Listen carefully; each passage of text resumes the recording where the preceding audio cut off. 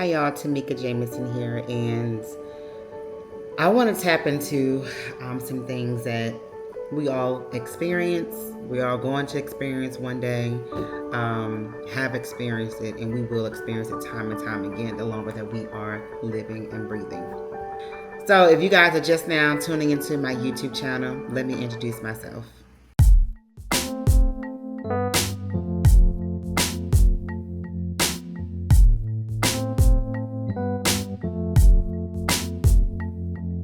I am Tamika Jameson. A lot of you may know me as Tamika Newhouse.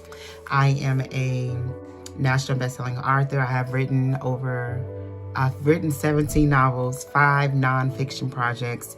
I'm in the process of releasing my second documentary, as well as I'm a producer.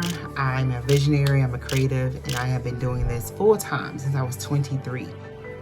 Now, often I'm talking about dreaming and publishing and filmmaking and really how to activate your dreams.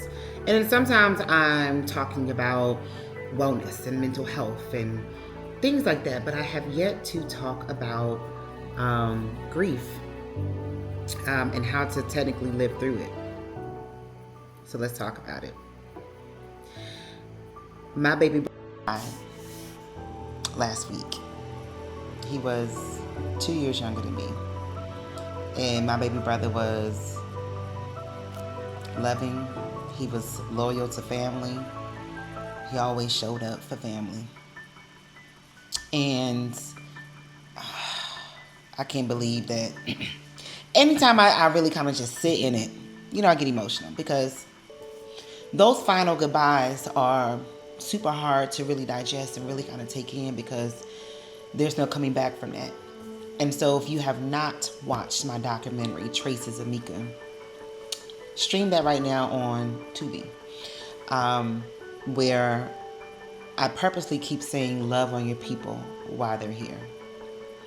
And I can't stress that enough, to love on your people while they're here. So I want to discuss when grief hits home and like a step-by-step guide or just suggestions on how you can live through this. So, step number 1, name it, don't dumb it down. Talk openly about your grief. It feels right within your body and your mind when you kind of just say it, when you just own it. My brother passed away last week. It hasn't even been 2 weeks. So I try to normalize the reality of that, because ignoring those feelings, it will kind of grow something inside of you that's not healthy. So normalize the shock, the numbness, the waves of emotions.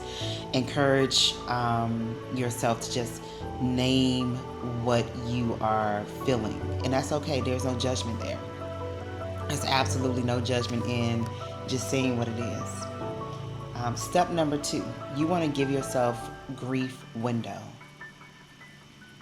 because there is no beginning or end to when you're supposed to be okay with that final goodbye.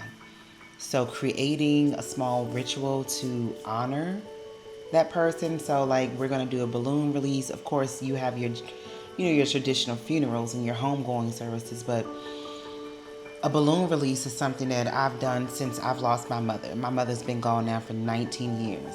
I'm just now turning 40 years old, so I have lived half of my life without a mother. I have lived most of my life without covering.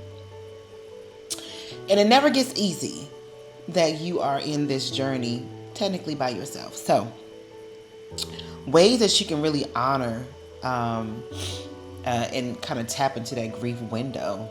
Ooh, y'all, sorry, I do not mean to cry. Is you can do a memory box. You can create a playlist. Like my sister yesterday sent me a song by Rod Wave.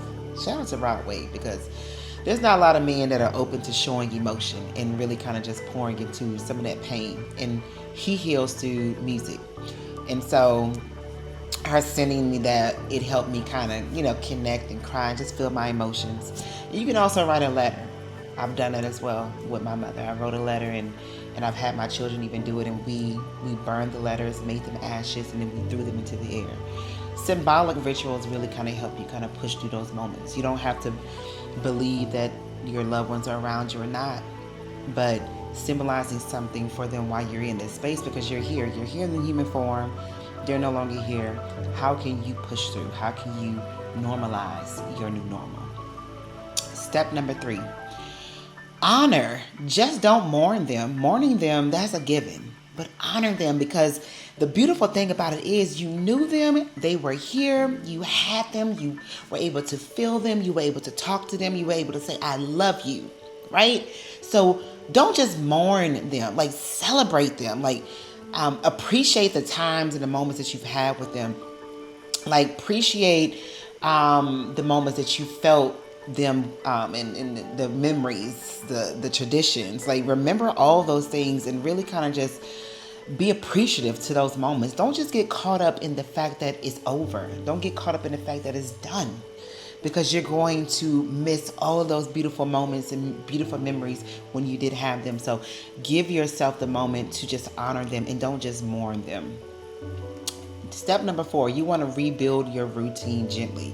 Depending on how close this person is to your everyday life, to your everyday norm or your seasonal norms, like be gentle with yourself, because loss really disrupts your nervous system. Like it can really like shake you up in like a very aggressive manner. And so you want to give yourself the opportunity to recreate a new normal, recreate routines that does not include them. Be okay with the moments when you realize that, hey, I can't do this with them anymore. I can't call them. I can't talk to them. Allow yourself to feel whatever that feeling is going to be. Cry it out, scream it out, get frustrated, but you got to allow yourself to feel those emotions and just gradually create new normals, whether it's different morning routines, different eating habits, movements, different trips, but try to do it without forcing it. Just take it day by day, because creating a new normal is forever going to be evolving, whatever that looks like. I know for me, it took me just almost over 4 years just to go back to my mother's grave. It took that same year to go back to our home. And when I went back, it was like I was back in that dark space when she left on that day. So me creating that gap and trying to not tap into those heavy emotions, it delayed my healing. And so I would encourage you not to do that at all. I would encourage you to put yourself in those spaces to where you truly feel it, to where you can cry it out, because that is needed. Step number 5, community over isolation. Like, it is extremely dangerous to grieve by yourself. I'm a living witness of that. When I was between the ages of 23 to 27, I was taking care of my children full-time on my own, without emotional support, well, it was much longer than that, but this is a window when I was truly, truly sad. Just very, very sad, very depressed, and a lot of things hit me in like a huge wave all at once. And it's because I found myself being alone, staying alone. And I'm a natural introvert. Like, I like to just be by myself, but that did not really ultimately help me. I created bad habits to cope and to numb what I was feeling. Ultimately, I personally ended up in a psychiatric ward at the age of 27, because I didn't want to breathe anymore. I didn't want to live anymore. I was tired. I wanted to just rest in a way where I didn't wake up. And that's when it gets really, really dangerous in a sense. So I encourage you to text your loved ones, text your friends, go out for dinner, go out for walks, put your feet into the ground. They don't call Mother Nature for a reason. When you go outside, take those shoes off and put that ground and that grass underneath your feet. Breathe in that fresh air. Allow that sun to hit your skin, because you are alive, and allow Mother Earth to breathe life into you. But honestly, I had to learn a lot of things the hard way, and I talk about this on my memoir podcast, Traces of Mika. And when you go to Traces of Mika and you listen to seasons 1 through 3, especially 1 and 2, I'm actively still sad. I'm actively still healing. And a lot of those conversations, almost all of them, are unfiltered. They're not structured at all. I'm literally just talking through my emotions. It's the most raw content I've ever put out. And I haven't went back to watch it because I'm afraid that if I watch it, I'm going to take it down. But I put it out there because I wanted you guys to see me in my authentic selves. I want you to see yourself within me if this is something that you are experiencing, and live through it. Tap into what's going to help you get past those emotions. Step number 6, know when to get help. Normalizing therapy is, come on, like therapy is like going to the doctor for physical checkups. Like grief counseling is also normal. Like going to support groups and connecting with people that also experience or going through the things that you're feeling. Like it is okay to say, you know what, I need some guidance, or you know what, I just need to vent and I don't need nobody to listen. So when I was 27, I was admitted into a psychiatric ward. They would not let me go home unless they felt like I was not a threat to myself. And I remember sitting there telling the doctor and said, look, I'm not really suicidal. I'm just sad. I'm very sad, actually. But I wanted to go home. This is the closest to going to jail I've ever experienced. And the fact that my freedom was taken away, it was a wake-up call for me. And so I took it upon myself to be like, look, I'm never going to put myself in this position again. I'm going to go get help. I'm going to talk to somebody. And I admitted myself into counseling. I had a therapist for 7 years. From 27, 28, 29, 30. 31, 32, 33. I was in counseling every week. Sometimes, like, you can catch me speeding on the highway trying to get to my therapy session because it was just that therapeutic. This became the longest relationship I've ever been in. And I joke about that because I consistently went to this counselor. I consistently went to this person. And the thing about it is finding a therapist that works for you. They need to connect with you a little bit, right? They need to understand your language, your love language. They need to understand, and just you in general, and be patient, because finding the right therapist is like dating and finding the right partner. So don't beat yourself up if you don't connect with that particular therapist. Find another one. Find support groups. Go to different conferences. Go to church or some type of spiritual space where you can just dance and shout and manifest things over your life. Like, tap into things that are healthy. It's no different from when, if you wanted to lose weight, you would eat healthy, right? Like, you're going to create healthy habits. It's no different from when you're trying to heal and live through grief. So create those good healthy habits, y'all. And then last but not least, step number 7, carry it forward. The thing about it is, when it comes to grieving, remember, there's no beginning and there's no end to grieving. It's just that when that person is taken away from you, suddenly everything is different. Suddenly everything, you start to process the memories and the moments and the shouldas and the couldas and the wouldas. But honestly, allow yourself to feel the normalcy of saying goodbye for good. We are not immortal. We all will not be here for forever. So finding understanding and joy in the memories of your loved ones is how you're going to live through without them here.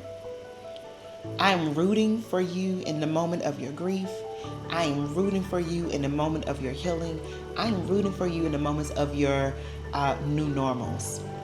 Because again, it doesn't look like my journey.